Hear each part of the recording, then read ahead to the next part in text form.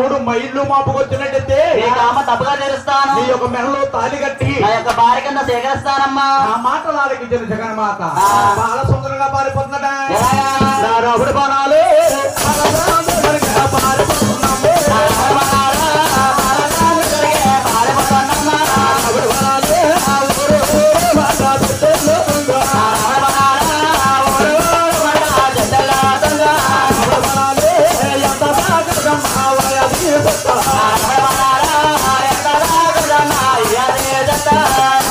బాలసుందరంగా పారిపోతా ఉంది.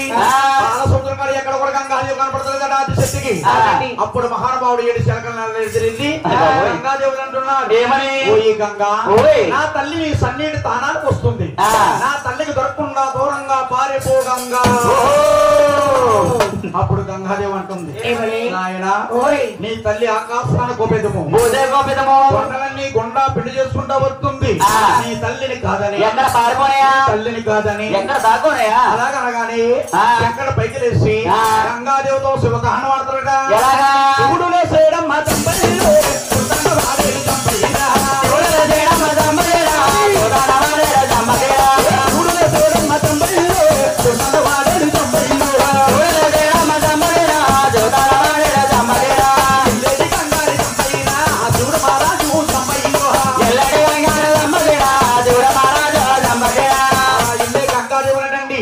అలా తలపురులో బంధించాడు గోవింద. తలపురులో ఉండి గంగాదేవి అంటుంది, ఏమని? నాయనా ఈ తలపురులో నేను ఇమలేకపోతున్నానయ్యా. అలా మహానుభావుడు దౌర్భాగ్యంగా విడిచిపెట్టాడు. ఒక పెద్ద కోనేరు అయింది. ఆ కోనేటి కాడికి ఆదిశక్తి 3 దోషులతో నీళ్లు తీసుకుని ఈవిడ తలహరా తానము చేసేసేనన్న సొంత ఊరుకొని ఇది ఓరు ఓరు మంట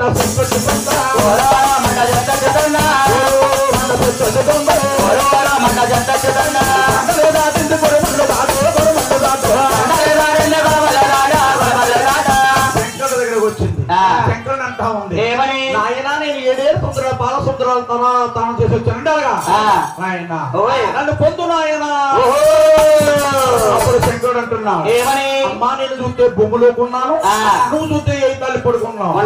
ఇల్లులాగా బండి చక్రాలు అమ్మో వరకపోయినా తల్లి